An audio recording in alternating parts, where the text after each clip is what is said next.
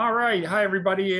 If you don't know me, my name is Chris Kubiak. I am the Director of Education at the Audubon Society of Western Pennsylvania. I do a whole host of various programs on birds and other nature programming, everything from walks to foraging to natural history and everything in between there. If you don't know about us at Audubon, we've been actually around since 1916. So we're one of the oldest Audubon chapters in the United States. So we've been around for a pretty long while.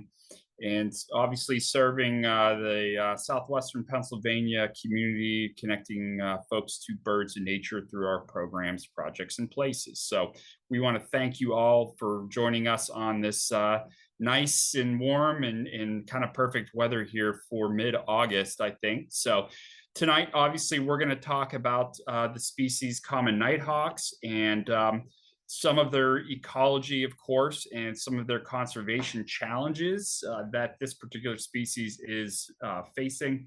We have a substantial number of studies that have actually given us some really, really new data that I did not have when I first did this program 5 years ago. So there's some pretty cool stuff that kind of blew our minds because we we didn't expect how some of these species acted. And that's what's cool about our emerging technology when it comes to conservation and being able to figure out and track these birds in real time to figure out not only where they end up, but all the different places that they go. So I am going to share my screen right now, bring up my PowerPoint here. If you could, please hold your questions till the very end. You can send them in the chat and then I will get them at the very end. Or when I'm finished, you can unmute yourself so we can go, you can ask me questions that way verbally. But here we go. I'm going to share my screen. So let's we'll get the PowerPoint pulled up. All right. Wait for this to come here. Let's go through the slideshow. All right, so as you see, I have this particular program titled Common Nighthawks, obviously a play on their word or on their name, excuse me, not so common anymore. And unfortunately, that is seemingly to accelerate here, especially since I last did this program a couple years in the past. I think 2020 was the last time I did this one. And the acceleration and decline of this species, especially here in our neck of the woods in North America, has only continued.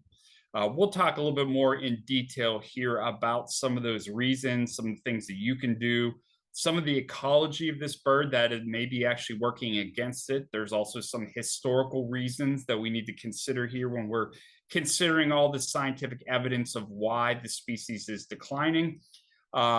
But there are some pretty bad things coming in when it comes to their population numbers. So this is something that obviously we want to reverse. And one of those things to reverse that is getting people aware that this bird is very important, I think, in our avian fauna here in North America, as well as Pennsylvania.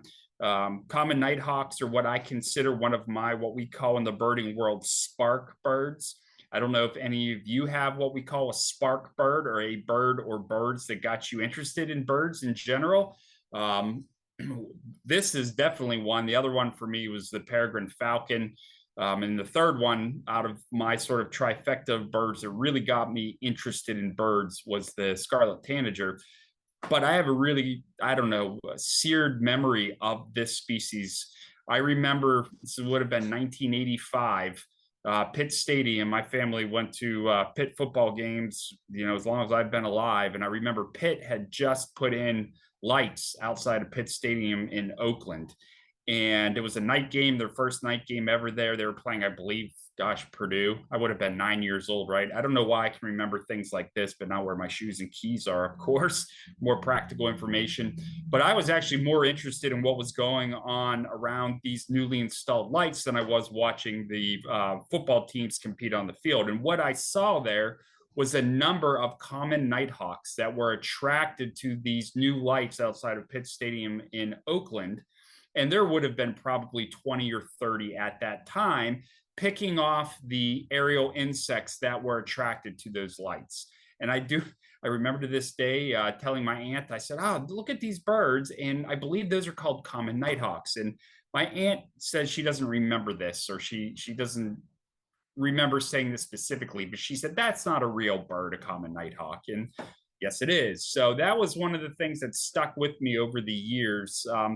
I ended up going to the University of Pittsburgh for undergrad. I don't remember going to too many games when I was there as an undergrad because they weren't very good. But this particular species has always had a fascination with me.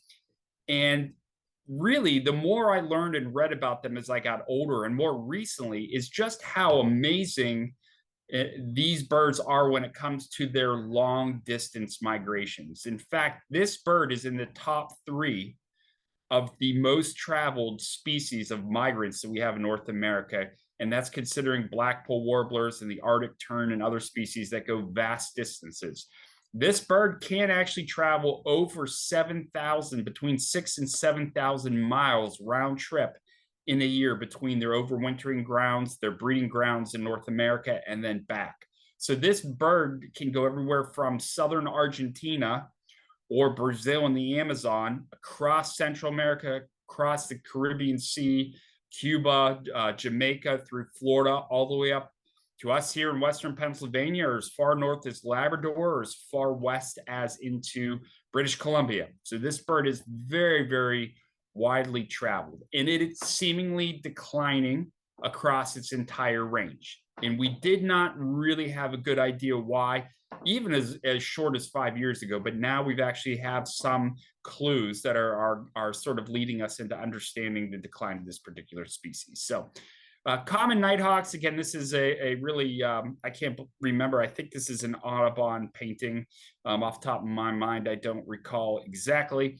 But this is one of the really, really cool, there's all sorts of really neat paintings. I used to have this in passenger pigeon, a couple other ones here that I actually donated over the years for various auctions for various nonprofits, right? But just such a really cool bird in not just its migrations, but how it actually lives, hunts, and exists within our ecosystems, right? It is one of the last migrants to arrive in spring in Western Pennsylvania. Sometimes we are still getting migrants arriving all the way up to Memorial Day weekend and into early June, species that are headed further north to breed. And then they leave relatively early. So starting mid-August into really the first week of September is really when you start to see this particular species either move out or move through our area as it starts to make its very long migration journeys to South America, right? It also is unique in the sense that even though its name has night in it, as we'll see, this bird is not really active for very long at night. So this is a species that is what we call a crepuscular species, that it is active at both dawn and dusk, right? And has some very specific adaptations when it is hunting on the wing for aerial insects of all sorts of different species, right? So let's talk a little bit about the ecology. We'll talk about what this bird looks like. To give you, if you've never seen this bird or haven't ever seen it up close, maybe you've observed it out in the field flying, or you've at least heard the very common peent calls that we hear still in our urban areas of Western Pennsylvania. They're not as common as it was when I was a child in 1985, right at Pitt Stadium. But common nighthawks are slim-bodied, medium-sized birds, right? That you're going to find essentially in North America. I've already mentioned, right, from essentially British Columbia and Labrador to south. Roughly 9 inches long. These birds have very unique, long, slender, pointed wings. Almost looks like a boomerang, right, when you see the ending of them. And they share that similarity of those wings with when you see with falcons, right? So that tells you that this bird is designed to be fast. It is a very quick bird, okay? Its wingspan is roughly about 22 inches, right? So just short of 2 feet. So it's a pretty large bird. Its feathers are a mottled swirl of brown or tan and white and gray. You can see there are some regional differences across its range, which probably there's some evidence that there are subspecies built in within this larger framework of the common nighthawk, right? But this is a bird that has evolved to be very well camouflaged when it is on the ground. And that is because, as we'll see when we talk about the ecology of its breeding and roosting, it is a bird that stays very still and wants to blend in with the background where it is roosting or nesting, right? And it really does. It seems to just disappear. When I've been out and about birding, or sometimes not even birding, just doing other things, and I have found them during the daytime, either roosting on a branch in the forest or on a remember one time I was up in the Allegheny Mountains in Chestnut Ridge, and there was one just sitting on a rocky outcrop.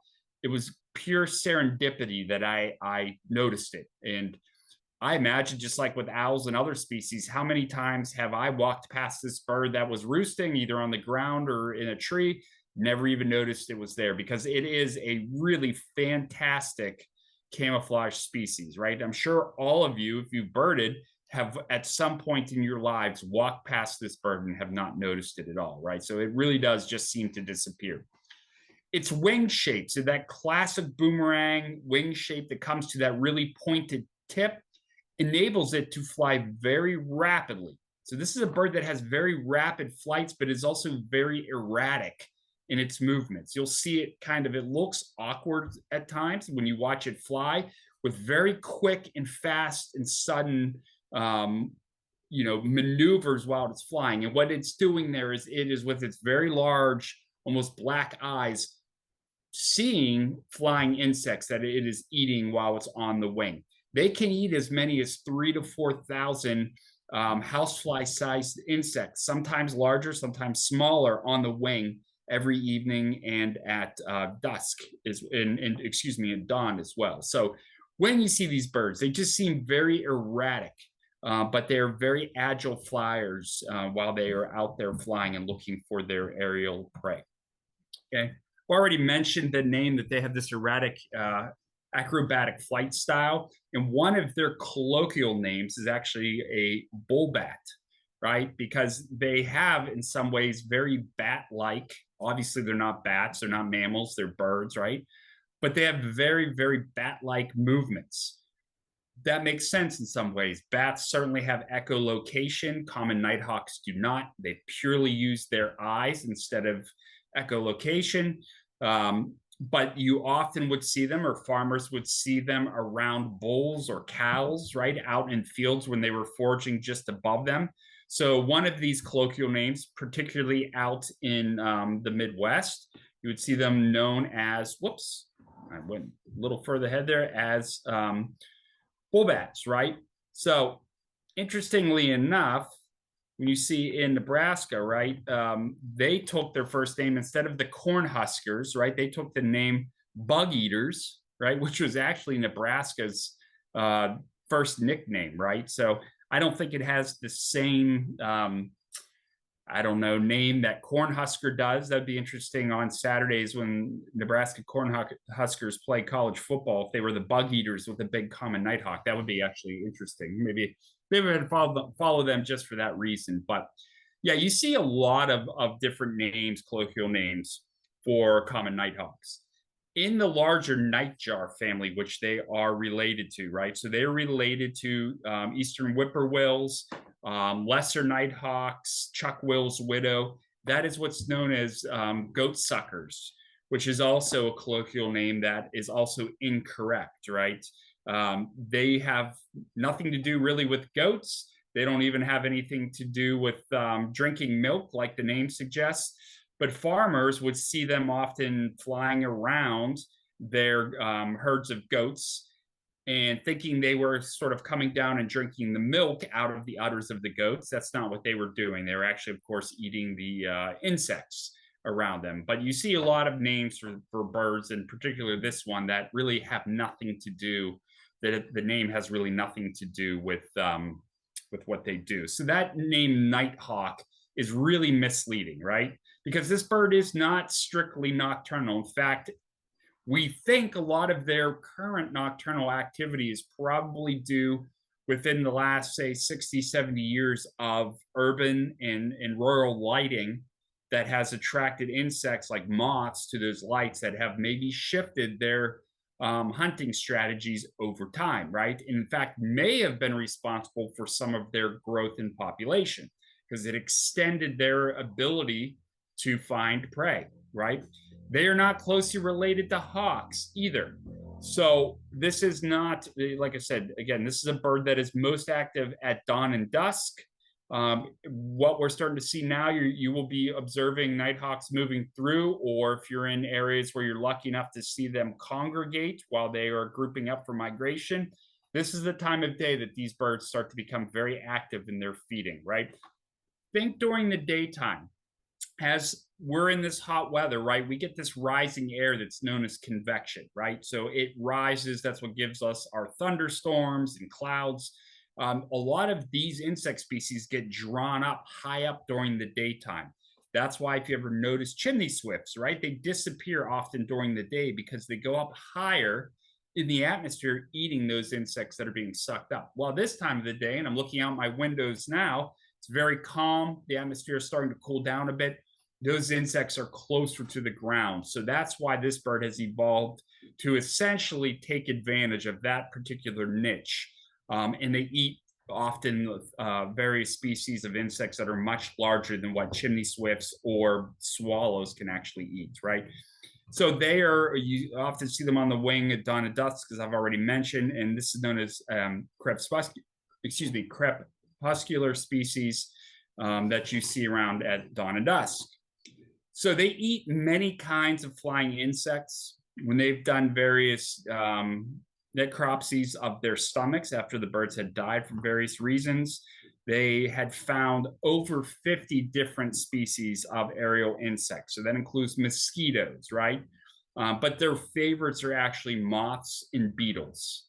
So that made sense when I thought back, when I'm watching these birds at Pitt Stadium around the lights, they were probably picking off those beetles and moths that were attracted to the lights there that were installed, right? But grasshoppers, katydids, all sorts of other species were also found within spiders. I think were a few of them that were also some younger spiders fly on strings of silk. So all of those are different types of insect species that they eat. So their scientific name, so we'll give you a little bit more background on this particular species, Cordelis minor, right? So they're in this larger family I've already mentioned of sort of the eastern whippoorwill and lesser nighthawks. One of the eco tours we did with Audubon, we went down to the Keys where you can see some of the Antilles nighthawks, which are very, very closely related to common nighthawks. Their population right now, at best guess that we can describe here, is maybe roughly around 16 million, but it is declining extremely fast. So we are thinking somewhere between 4 and 6% per year decline. That is completely unsustainable. That is not a good sign.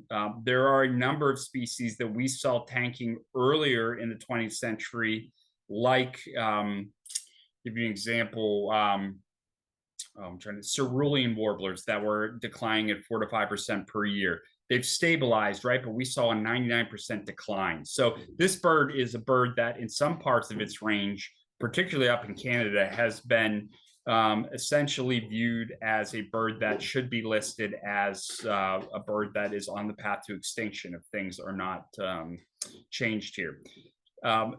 Here, specifically in the United States, we've seen a population decline of about 58%.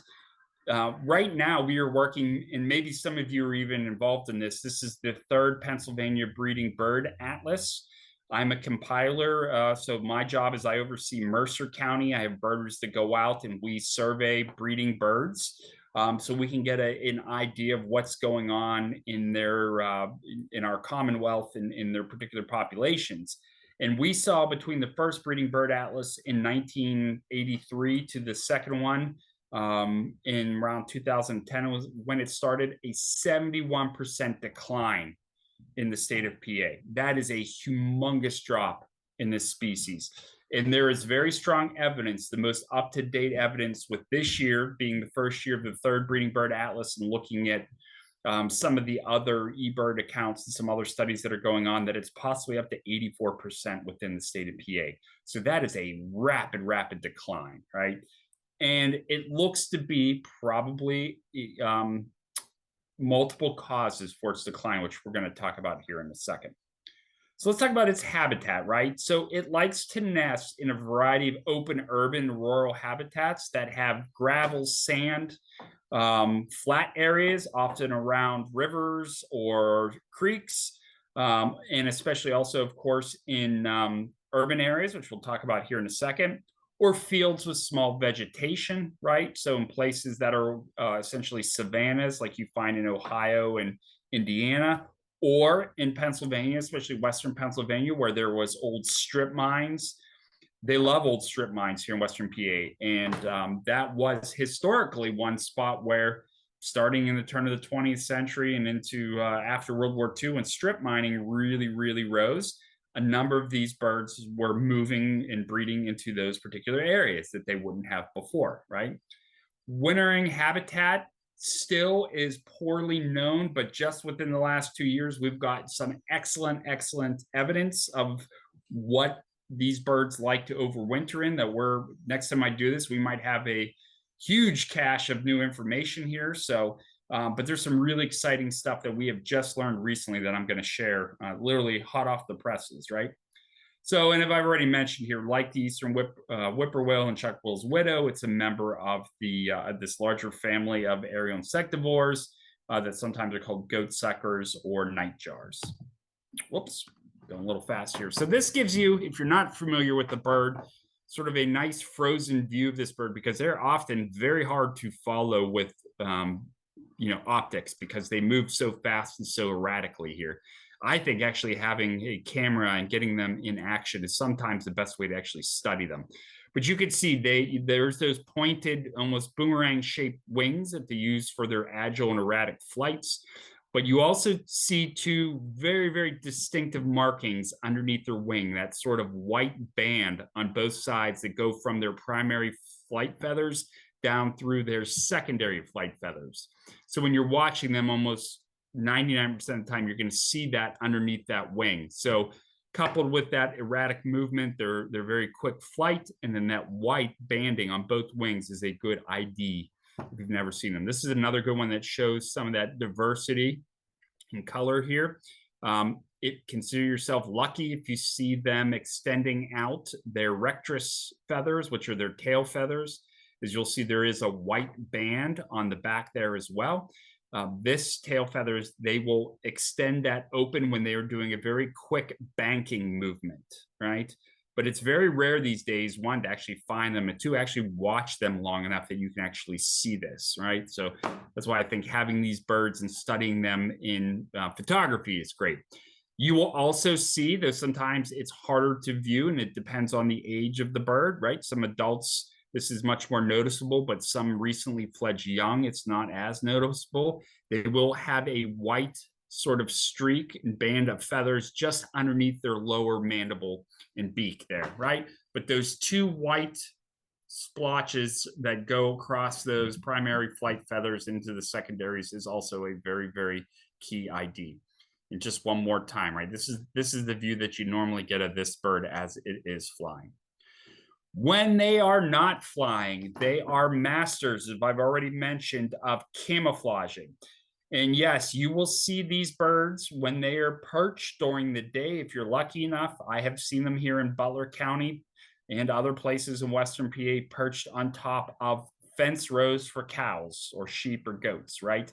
That is a spot that they really like. And I always make it a habit in the summer months when I'm driving around birding, looking specifically, and I'm sure the neighbors probably and people out in rural areas are wondering what the heck I'm doing, but I'm always looking at the top of them, not just for nighthawks, of course. There's other species that will be perched there, but I've found them a number of times sitting on top of these fence posts out in a field.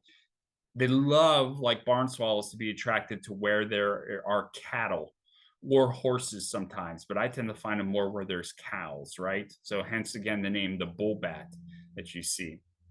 Here's one perched up on a branch. That is another very, very common place. Often, sometimes they'll be down low, but usually up very high in a large oak. So they just blend in incredibly well. So Cooper's hawks, sharp-shinned hawks, other accipiters have a hard time seeing them, and humans certainly have a hard time seeing them as well. They have a huge mouth that is able to gape open and grab this aerial prey as they are on the wing there. And this is a good example. You see this one here. What this one is doing is actually, this is a warning display. So this bird, I'm not sure the background of this particular photo, but I'm assuming just seeing where it is perched that someone, the photographer, whoever took this, got close to a roosting bird, and they will open their mouths very large. It reminds me of a movie in the 80s that Arnold Schwarzenegger was in, Alien, or not Alien, excuse me, Predator, if you've ever seen Predator, right? The mouth opens up really wide of the species that's in there. It gives a real creepy look there. But this bird will open its mouth and hiss as a warning defense to kind of intimidate a predator. But it just shows how large they can open and gape that mouth to be able to grab very sized aerial prey. Right? This is just another really close look at their mouth.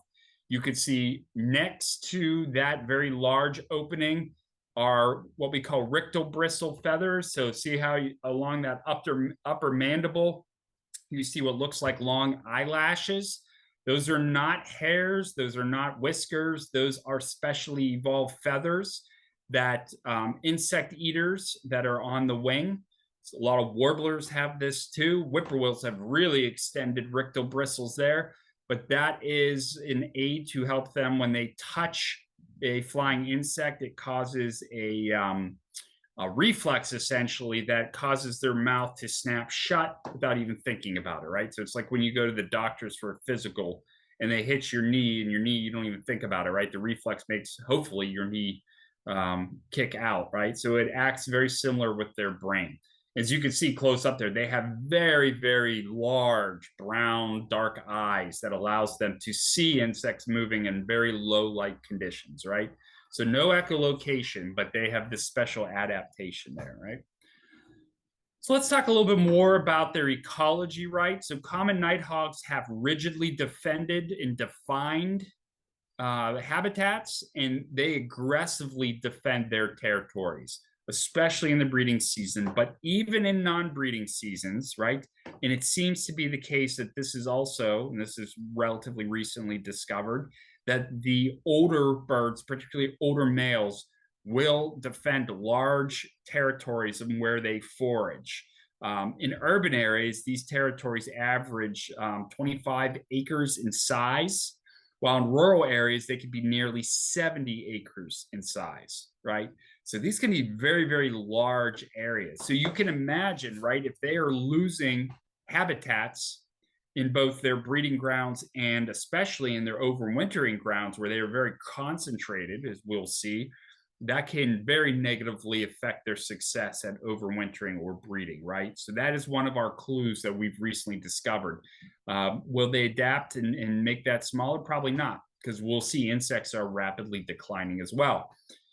Prime characteristics of a territory include suitable nesting habitats, right? So in urban zones, these are flat gravel or rocky roofs, and forest clearings, grasslands, sand dunes.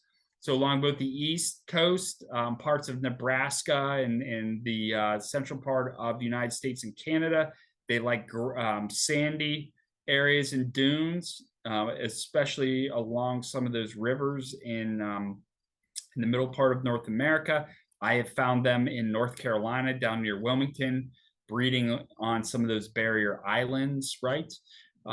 They need large trees nearby for sentry perches and resting roosts, and especially abundant insect prey, and of course, a water source. These birds almost are not designed at all to be able to walk. They can perch, they are a perching bird, but they will drink and eat on the wing, right? This is also an interesting thing here. When we think about Eastern North America, right, prior to European settlement, when we had large, expansive tracts of forest, this bird was probably relatively uncommon to locally common in the East before European settlement, right? So some of their population here in the East may be inflated because of human activities post settlement in the 18th century. We do know that they bred along the Great Lakes, especially up into the northern reaches of Canada. But here in Western PA, 300 years ago, they may have been a pretty uncommon to very rare species because they didn't have the specific habitat type that they need at that time. So again, just like chimney swifts, maybe their population was inflated because we post settlement here created new habitats that allowed them to expand their populations. But the caveat to that is places where they would have been common prior to European settlement, right? Like in the central part of the US and Canada, they are rapidly declining there as well. Their breeding ecology. So the females usually come 10 to 14 days after the males. The females are the ones that select suitable nesting sites. Males will often continue to call while she is out there, even though they bond, and she will go out, of course, and find a site. They will often use the same site for many years in a row. However, if that site gets compromised through predation, they will then move and try somewhere else or wait till next year and find a new area. A male nighthawk courts a female by circling and hover high in the air while calling repeatedly. So you hear these pinged calls. It almost, to my ear, sounds like beard. It sounds like beard, beard. It has a very distinctive, some people hear pinged, I hear beard, right? Some ways, some folks confuse the call with timberdoodles calling, right, in the spring.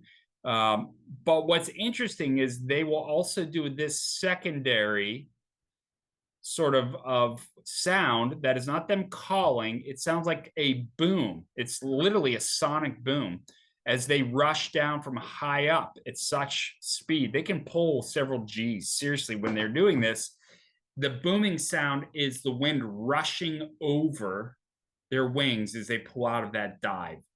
And I have gotten several times at Audubon recordings of people who said, "What is this sound that I'm hearing?" And that's exactly what it is. It's the boom sound from a male common nighthawk in his dive trying to impress the female. We think that is part of the courtship ritual. So if you ever heard that, that's what that is, right? Male nighthawks also use this display to establish and protect their particular territory, right? Now, here's what I think is very interesting. Like a number of birds that have evolved to be in rocky or gravelly or sandy areas, they do not build any nests. So think killdeer around here, right? Or some of our other sand pipers and stuff like that. They will lay their eggs, usually two, right? Directly on the ground. So in sand or gravel or on a bare rock, usually sometimes a little bit of an indentation, but not much. It's really amazing. They don't go to any effort to build any kind of structure around it, right? And we think this is purely for the female or male to be able to blend in with its surrounding area. So we think structures would, of course, give it away to predators. Here in Pennsylvania, interestingly enough, within the last, say, 60 plus years, most nesting takes place on building roofs in urban areas. So probably within the last 100 to 150 years, nighthawks seemingly abandoned their traditional rural areas in which they nested, right? With a few exceptions, and one of those exceptions being our strip mines that we have here in the West. But we'd say up to about 90% of the population was found in urban areas on flat, large gravel roofs, which used to be the preferred way of roofing in some of our old industrial communities like you find in abundance here in Western PA, right? The female common nighthawk performs all incubation duties and will leave the nest to feed, right? So she does all of the sitting and sort of, rearing those eggs before they hatch.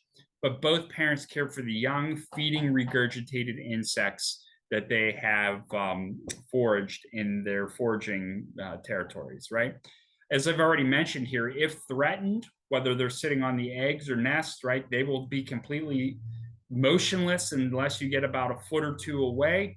Their mouth first gapes widely open, like I showed you in that picture. They start hissing at you. They sound very much like a snake. And if that doesn't work, then they quickly jump up and, like a killdeer, will pretend that they have a broken wing to get a predator to follow them away from either the eggs or the young that are sitting and have hatched. So very similar in a lot of ways to what killdeer do. So the coloration of the eggs are cream colored to pale greenish gray, right, with dark brown blotches. But there's, depending, it seems like natural selection has been based on where their locales are. That's why we think some subspecies and some of that particular plumage differences exist across the population. It makes them extremely hard to see. And they, as I've mentioned, are incredibly effective at camouflaging both the adults as well as the nest spot, right? So it is very, very, I've never really tried hard, but I've never located a nest, even in some of the urban areas that I have done some various watches and recordings of where these birds, I think, are breeding, right? I've generally got the building, but I've never been able to actually see where these birds are because often it gets dark once they land. And then the next day you put a scope on it, impossible to see them, right? So the female will incubate the eggs for 18 to 20 days. The young nighthawks are weaned when they're about 25 days old and are able to fledge from there.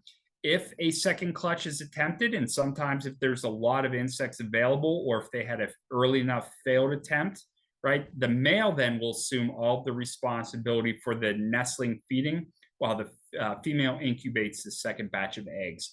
That is actually a really interesting adaptation, right? Here's one very, very close up, right? Sitting on some rocks with its eggs underneath.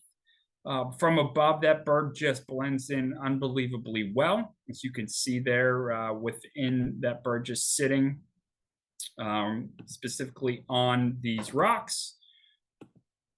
Next slide here. Here's another one on a gravel roof on a building. This one is actually from Western Pennsylvania there, right?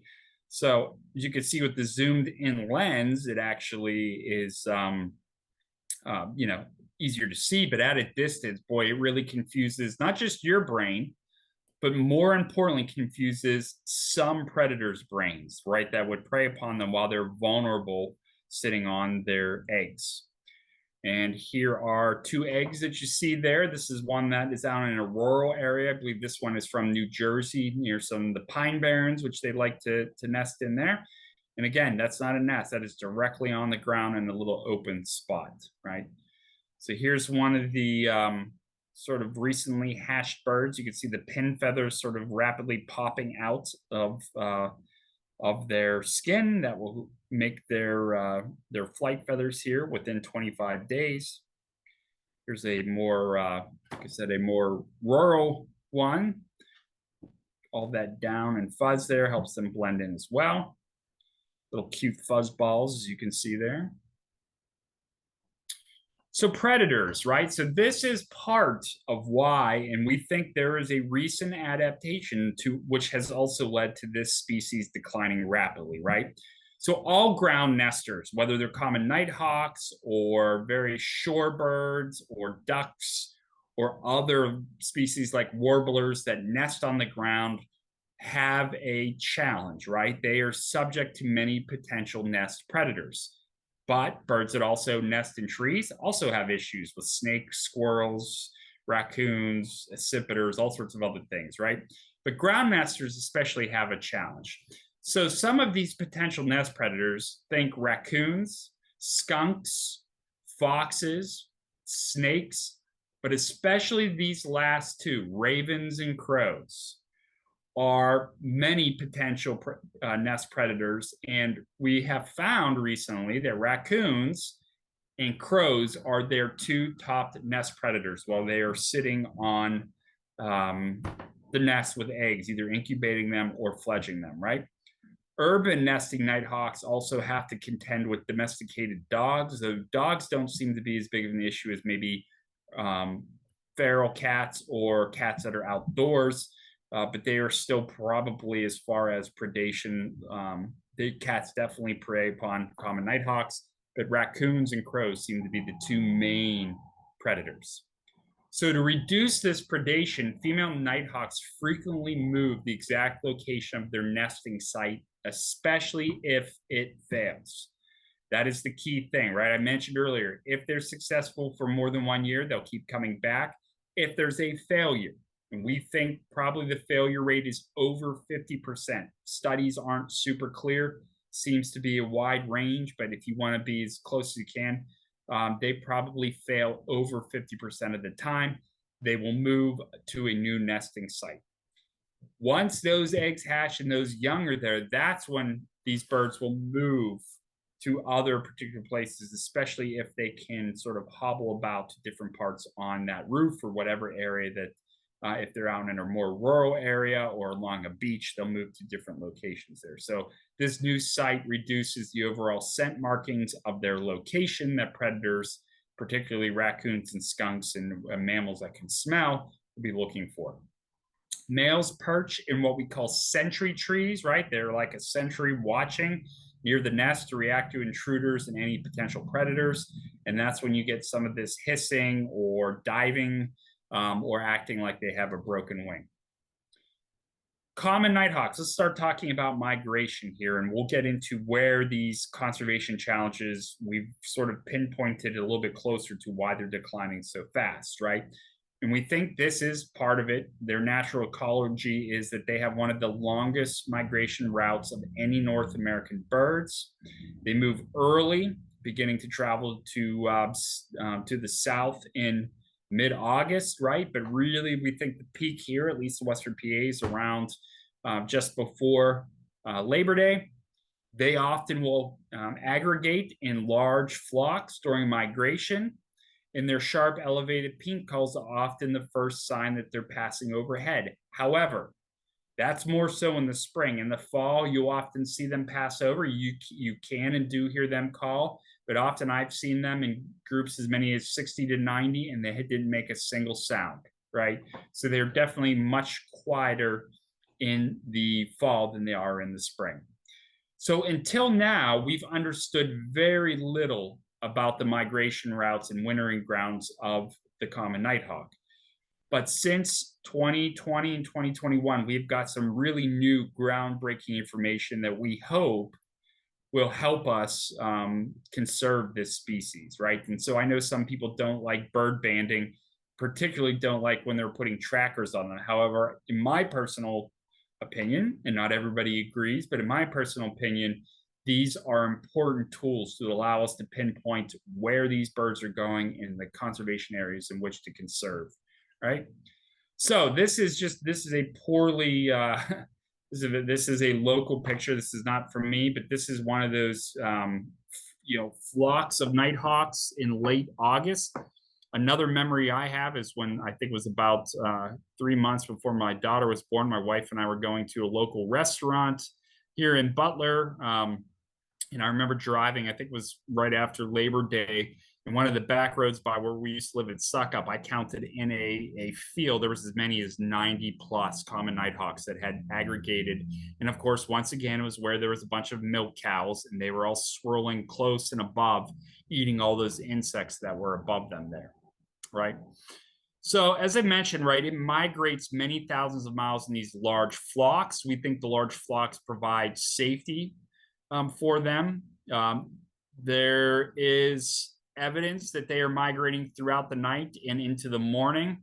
They will then forage and stop and hang out, and then once again start foraging in the evening, fueling up, and then moving once again at night. These long sustained flights, sometimes the individual flights we learned recently can be over several thousand miles at once, are broken up by several days of resting and feeding in suitable habitats along the way.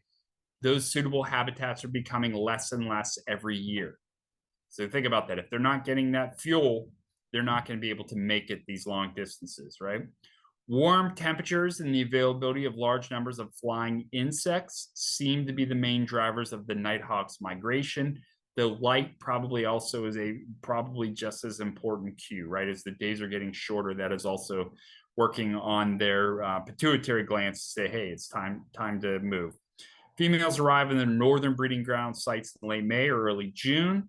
And when the males return, they fly about making high-pitched painting calls for the waiting females, though there is some debate about this because in some locations it seems like males will arrive before females, but it's hard to say. It really, this bird is still, there's a lot of things we don't know about them. Here's where I think the most interesting news out of this whole program that I'm talking about tonight, right? So starting in 2020 during COVID, and a few years before that, a number of different migration researchers in Montana and up into Alberta and other places out in the Midwest fitted 10 male Nighthawks with these little small satellite transmitters, right? So they finally got the technology to shrink it down to where it was super tiny, but then they could follow them via satellites, basically small backpacks, right? And recorded and transmit the data on the bird's location, right? Some things that we learned from this relatively recently sort of fit with what we thought. Across the range, across North America, these birds generally begin their southward journey mid to late August into early September. And that doesn't matter if you're in British Columbia, Alberta, Montana, down into Texas, or all the way over to Newfoundland and Western PA. They all seem to move around the same time. What's really interesting is you're going to see here, this is what really surprised the researchers. You would assume those birds all the way out in British Columbia and Montana would head due south and go through Mexico and along the coast. But that's not what they did. Every common nighthawk seemed to move to the eastern part of the United States and then follow a route down over the Appalachian Mountains through either Florida or just off the coast or around the western coast of the Gulf of Mexico and Florida, hop over to Cuba, which they often stopped, and then flew nonstop flight from Cuba or Jamaica all the way down to Brazil, right? And interestingly enough, they found that some overwinter on the edges, the southern edges of the Amazon rainforest, but also the tropical savannas of Brazil. Why that's important is the tropical savannas of Brazil are one of the places in that country that are seeing, I mean, again, the Amazon is being rapidly cut down, but those tropical savannas of Brazil are seeing rapid habitat change because of cattle rearing, but really, truly, the production of soybeans that Brazil then is exporting to China for beef, eating, cows for beef, right? So that was a really interesting. We had guessed that they would be in this general area, but we thought most of them would have moved down to Argentina, right? But it seems like while some do overwinter in Argentina, the vast majority, 95 plus, are going to be in a relatively small geographical area along the southern Amazon rainforest and tropical savannas of Brazil. And they were surprised to find that they spent their winter in Brazil, as I've already mentioned, right? Because most observations of them are from further south in Argentina. So we just didn't know that this was the place where the vast majority of their population was going, right? What you see here on this particular map, you can see, right, the red shows their entire range across North America, going all the way up into the Yucatan and Northwest Territories, across the Labrador. They breed down into parts of Mexico, but covering most of the United States, right? And I've already mentioned, and you're going to see in the next slide, again, all of those birds, even birds that you're finding breeding in California and Oregon and Washington, fly almost due east, or at least bearing east-southeast in their migrations instead of heading due south. That goes also for the birds breeding in Mexico. So it's a very interesting discovery that they made. On top of that, they seem to follow and land in Brazil and parts of Colombia and Venezuela along the northern and eastern slopes of the Andes Mountains, and then make their way to the south and east over the Amazon through Brazil, down into parts of southern Brazil where those savannas are, and into parts of Argentina. So it's a really interesting migration that we did not even know 5 years ago when I first did this here, right? So you could see there on this captured common nighthawk, you can just barely see the little tag on its backpack. It weighs almost, there is a little bit of weight, but it weighs almost next to nothing. And again, it's very, very important in giving more information to us so we can conserve this species for the long term, right? You can see on this view here, you can see the little backpack coming out, talks to a satellite. Modus, which you find here in Western PA as well. Carnegie Museum at Powder Mill has a Modus station. That's also another way in which they have tracked this bird as well.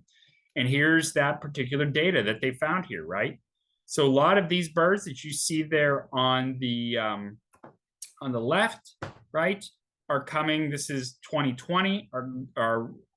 That's where again they tag them there in parts of Alberta, and see them and some other species, or excuse me, some other individuals. Then the next year from further to the west, they all move in that easterly or southeasterly position. And then almost once they get down to Florida, almost all of them congregate. You see there's one exception.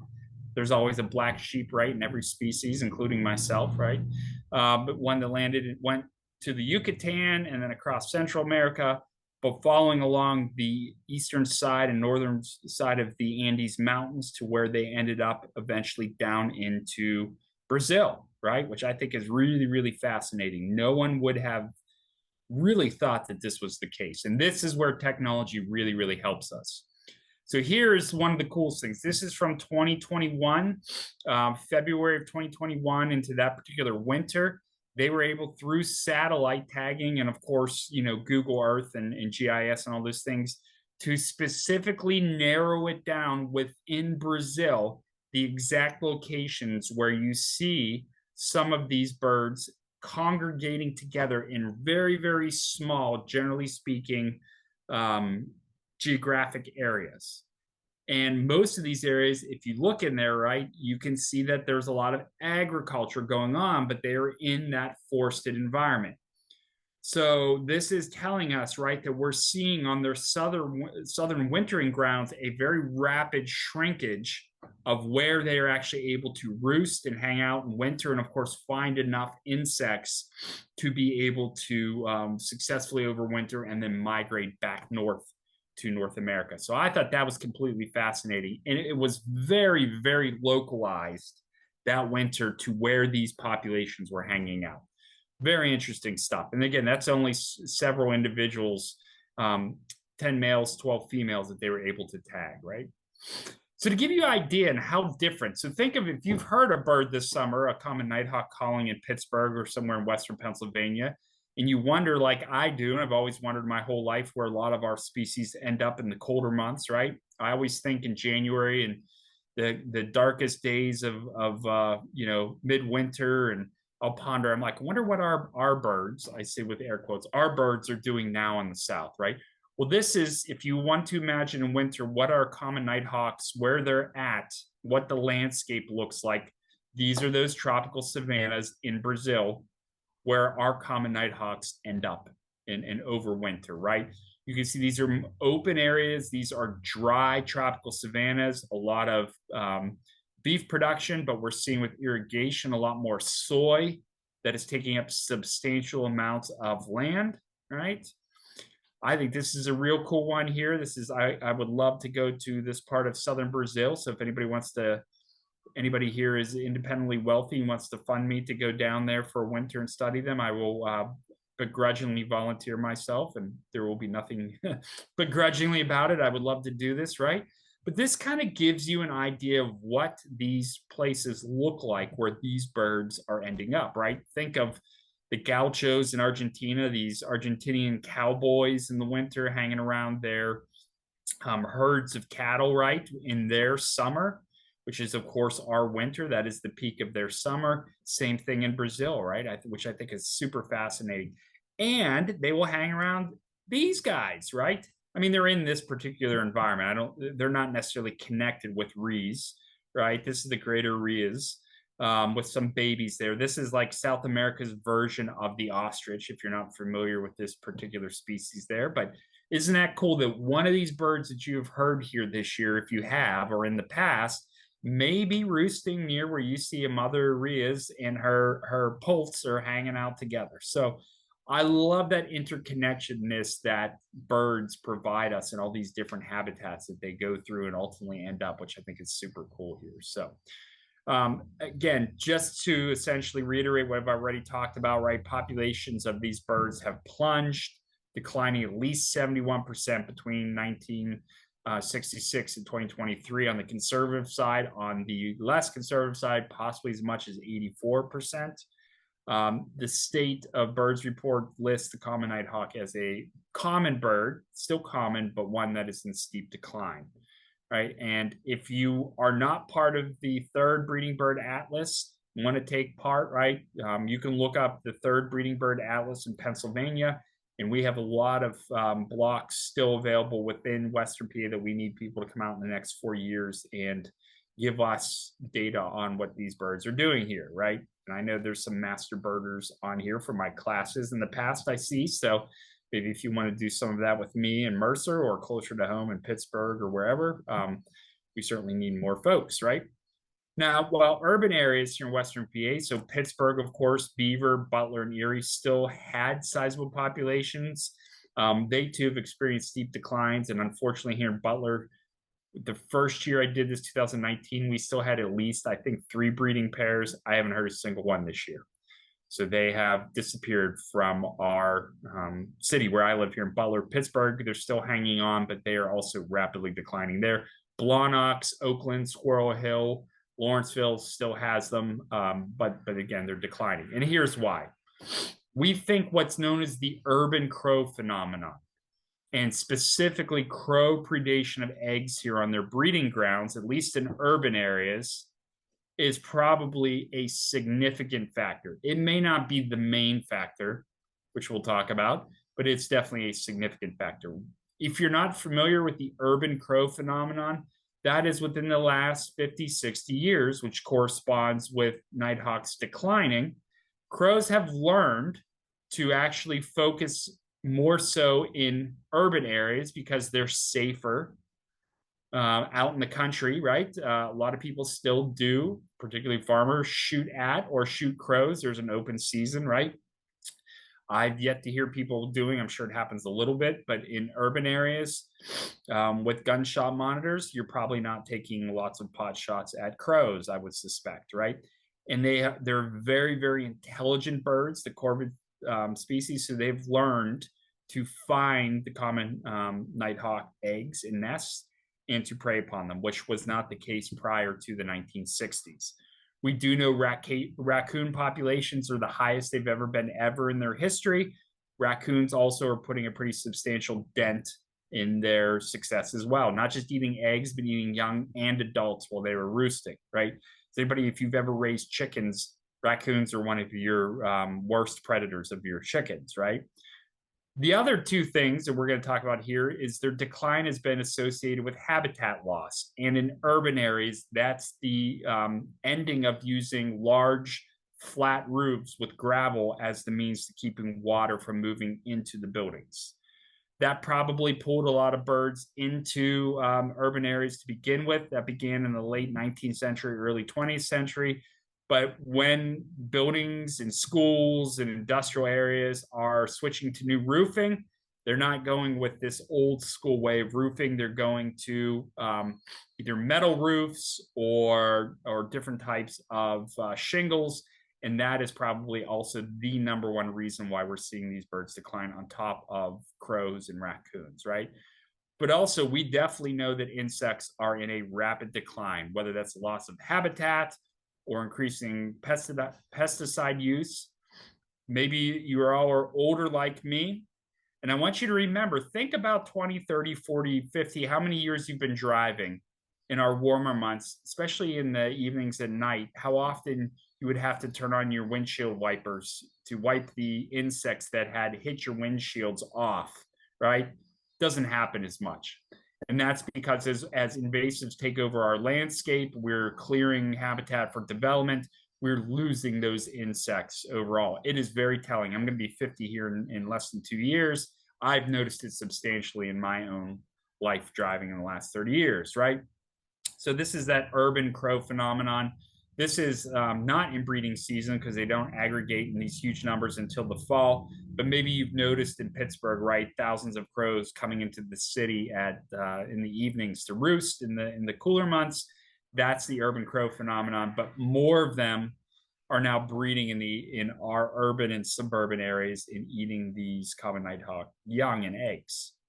And here's an example of them doing that right here. This is in Buffalo, New York, right? So you can see them finding it on this is a study that was done, I believe, in University of Buffalo, showing the crows coming in and preying upon the eggs while the parents were out actually foraging.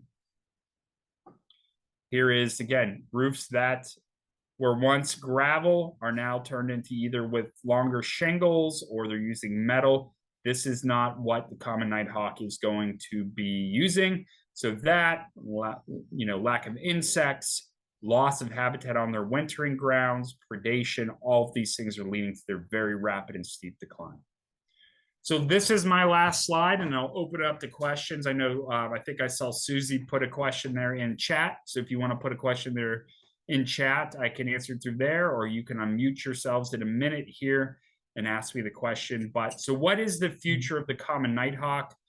Well, if things continue as they are doing now and decline at the current rate, this species could definitely disappear at the end of the 21st century, right? 4 to 6% loss per year is not sustainable in any species. And it is very, very disconcerting to see that it's very possible that now may be up to 7 to 8% per year. So it may be sooner rather than later if it continues at this rate, right? Decline in various aerial insect species, loss of flat gravel roofs, predation by crows and raccoons and outdoor cats, loss of wintering habitat. All of these are challenges. Of course, climate change, right? All of these are challenges that these birds face. However, there are some things that we can do that actually give us some better tools now that we didn't know before to conserve the common nighthawks, right? So this long distance tracking is a huge help. And that now will allow us to hopefully conserve some of these areas down in Brazil that we can at least help on their overwintering grounds to conserve that.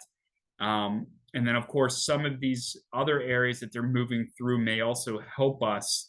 We can conserve those as well. And it's not just going to help them. There's certainly a lot of local and other neotropical migrants that would help. Lastly, people ask me all the time, what can I do here in Western Pennsylvania and Pittsburgh? Well, unless you want to buy some of our old industrial buildings and put a lot of gravel on roofs, which, hey, I won't ever say no, but that's probably not a real practical thing. The easiest thing you could do is plant native plant species in your yard.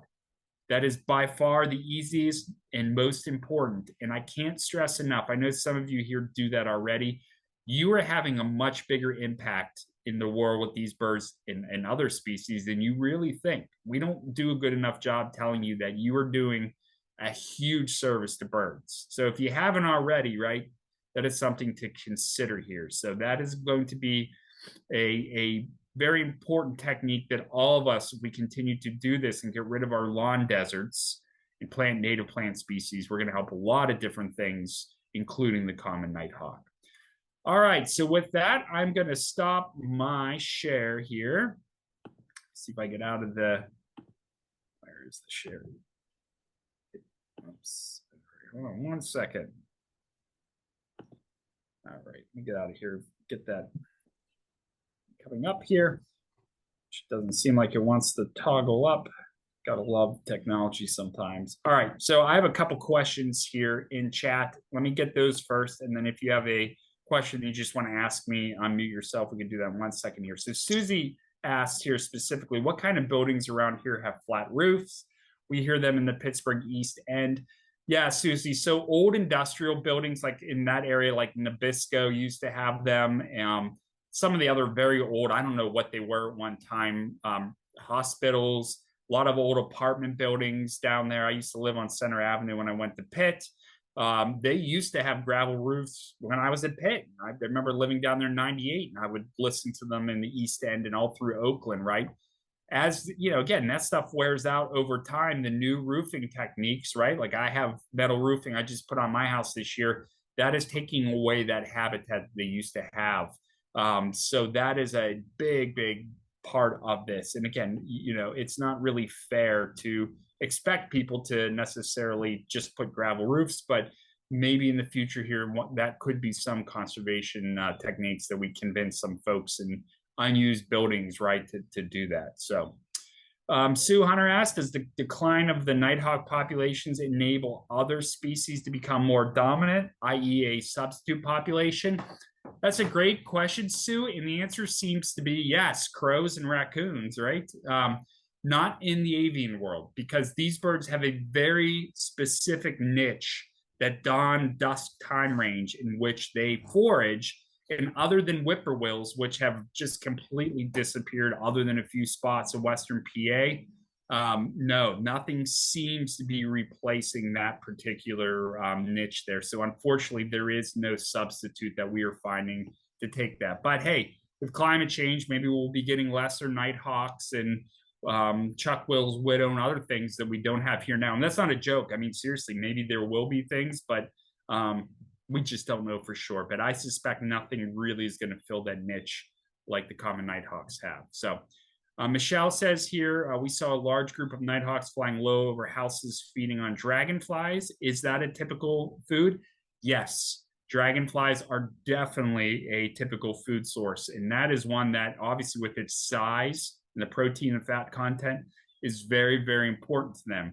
Even in urban areas, dragonflies are still doing very well. So that's why we think that's one of the species that they're studying.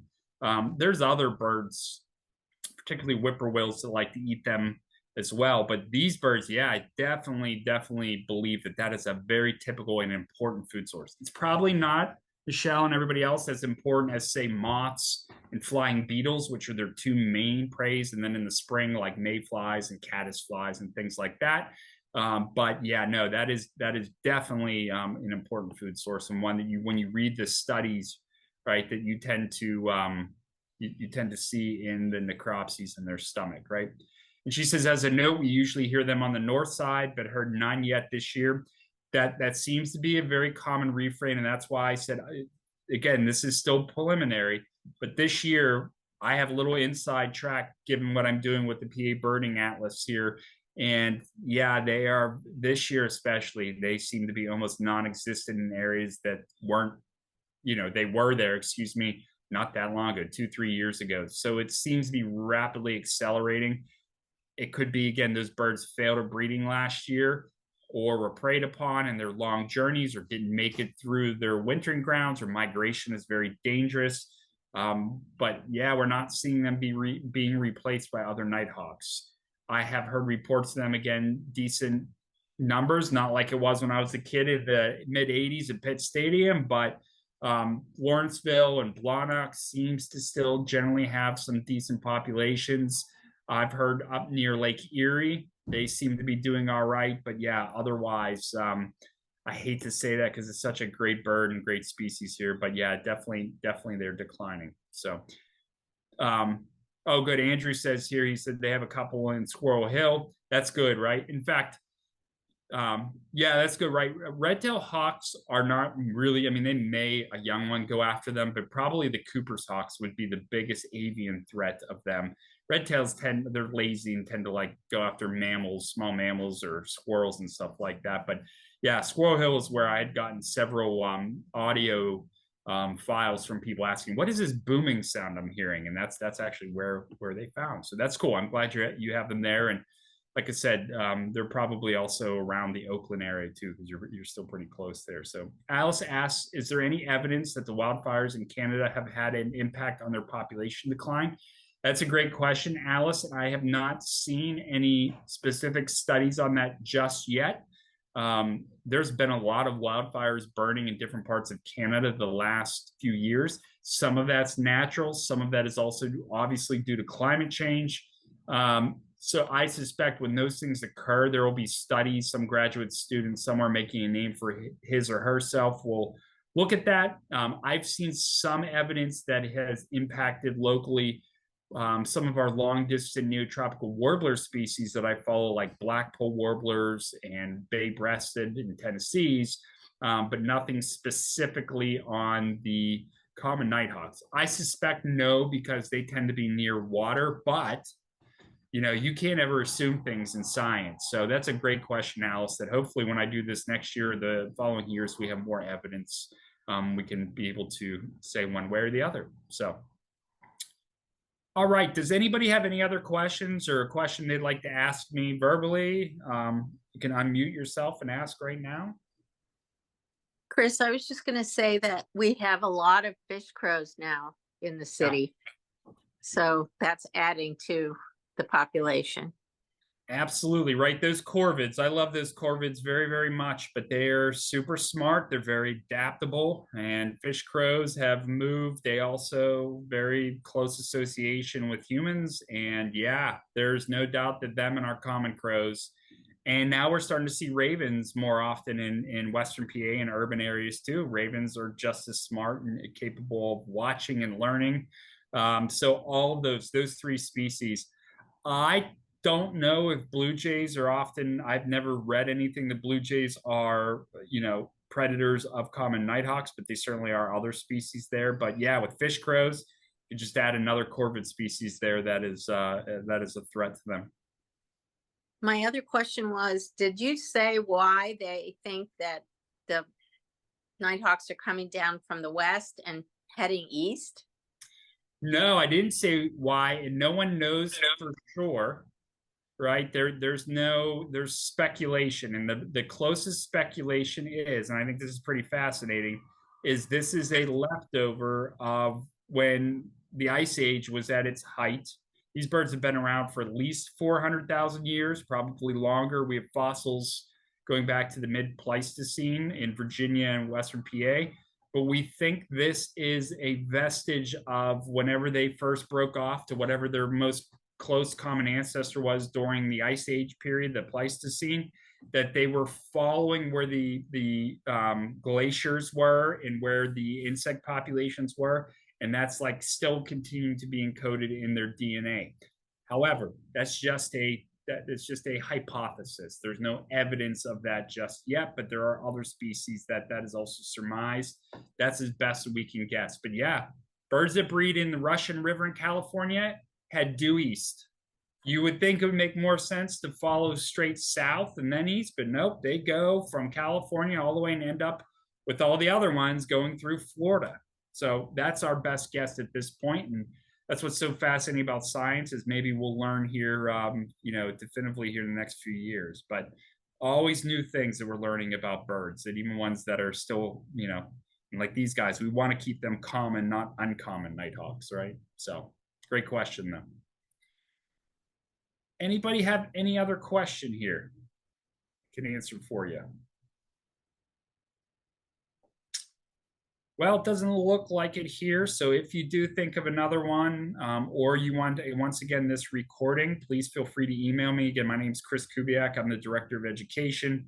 Go to aswp.org and send me an email, and I will get this to you here as quick as I can. So thank you very much, Rachel. I appreciate the kind words, right? So thank you all very, very much. I appreciate you spending time with us at Audubon and me personally here on a Thursday night. Hope you learned a lot, and I hope to see you at a future Audubon program. So thank you again, everybody. Have a great evening. Thank you, Chris. Thank you. Appreciate it.